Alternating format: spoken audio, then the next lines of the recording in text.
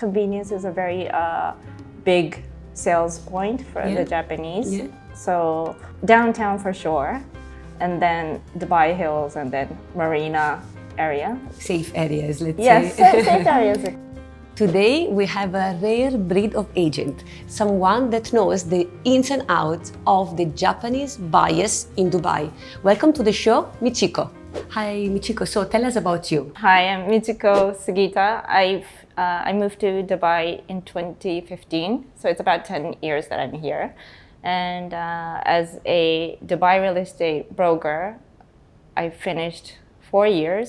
This is my 5th year. And I also have 2 years brokerage experience in Beijing, although I'm Japanese, but I went and studied, and then, so altogether 6-7 years. Yeah, nice. Yes. What surprised you really about these 4 last years in the market of Dubai? What surprised me? It surprises me that both rentals and sales prices keep going up. I mean, when is it going down, right? So it's still going up. That's the surprising part. Another surprising part is how many people have so much money. Your sense of money would also may become affected because you see so many people buying lots of properties in such an easy way. Almost like, I don't know, buying groceries. Exactly. So that's the you lose the sense of money a little bit, especially if you're in this field, right? Yes. What is the main feature of Dubai market versus maybe the Asian market you worked for before? The types of buildings here are quite different to the maybe standard type in Japan. Well, Japan also has different types, but here it's wider. And then you absolutely get more space out of the same money that you put in if you compare it to Tokyo. Oh, okay. I was talking with one of the corporate banks over here, Japanese banks, and they're analyzing the market, right? Sure. And they were saying that they're quite surprised that the price is still quite low compared to the price per square feet or price per square meter back in Tokyo. So there must be a lot of more room for improvement in terms of the number of Japanese buyers coming here. Yeah, because for them it's cheap than buying here, yes, right? Yes. Compared to the square meter that they get. Yes. Okay. And that's often mentioned among us brokers. Like if you compare, Dubai property with London or New York, it's still, there's still a lot of room to grow, right? Yeah. So. Nice. Which type of property your Asian client prefer? Like they prefer buying off-plan, they prefer buying ready properties, like fully ready, even furnished property. Which kind of property they will go for? Okay, so the easier ones for the Japanese would be the furnished apartments. I would say that the Japanese investors are, compared to the other nationalities, they are more beginners in entering the market, I would say. So they don't have too much knowledge or relations with interior designers, for example, here. And also there's the fact that not many of them speak English the much. Language, So they're very open if it's furnished and ready to rent out or ready to use, and the numbers are there. Number-wise, it makes sense. Okay. So hassle-free, basically, like it's a ready product. Yes. Okay. The more ready it is, the easier it is for them. Yeah. Yes. They want areas where many people rent or buy, and also very convenient. Convenience is a very big sales point for the Japanese. So downtown for sure, and then Dubai Hills, and then Marina area. Safe areas, let's say. Yes, safe areas, exactly. Those are the. Recently, I was very surprised that many buyers asked me about JVC. So many brokers must be pushing JVC properties in order for them to come and ask me, how about JVC? Yeah, okay. Yes. But if you look at the average, they would be, they like MR, Shoba, Ellington, these kinds of developers. And then they would buy normal residential buildings. So if I were to offer them ready properties, they would like furnished more than unfurnished. But off-plan, with the higher budget, yes, furnished is great. But those are branded and more furnished. Yes.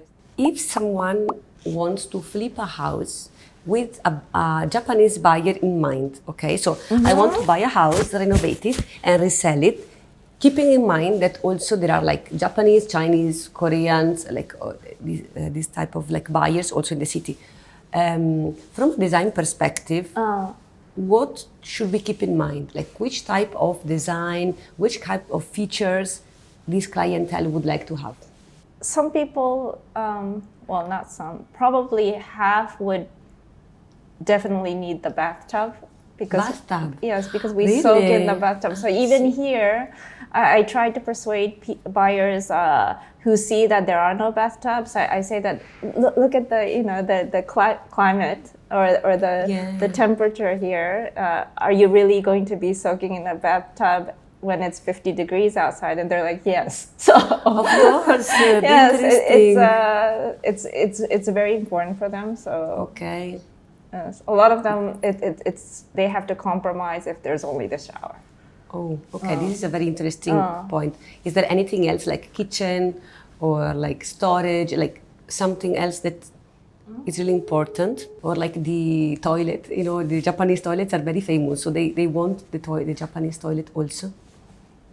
If they can, better. For sure, that's better. Yeah. In terms of built-in storage, yes, I think that is also important for the minimalism approach, right? Yes, no so that they don't have to go and buy furniture to put all the things. If they have it built in, and then they can store away the clutter.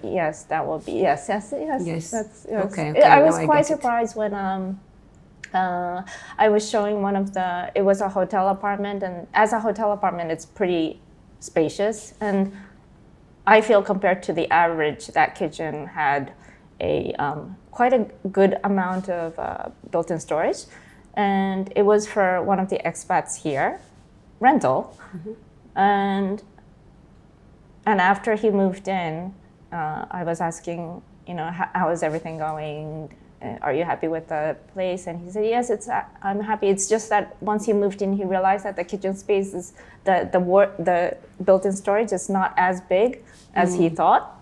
And I was thinking, what? It was huge. It was quite big, and it's one male, right? Okay. One single person expat. His family's back home, so it's one guy, and then he's working. So I was wondering, how much kitchen stuff can he have? Maybe he's passionate about cooking. I don't know, but in any case, he said he's going to go out and get some extra storage for himself. Okay. So I see.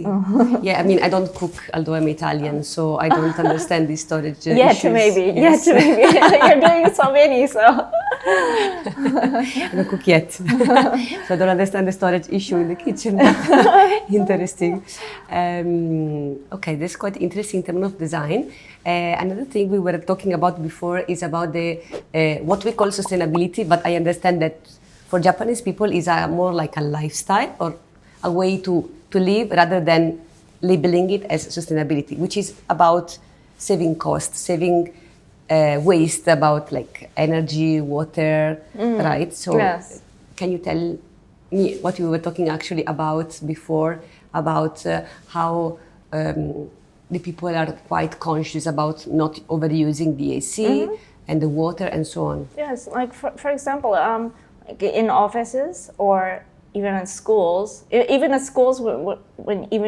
if you're a small child, and then in almost every faucet in the bathrooms, there's like conserved water. There's a picture and then conserved water. So you don't. So it's embedded in you. It's embedded in us, and then also in offices, we keep the temperature. I don't know the current set degree, but it was like 25 or even 27 maybe perhaps, and then you keep it there, and even if it's pretty still hot, you don't go below, as long as you don't suffer too much. They said just a little bit.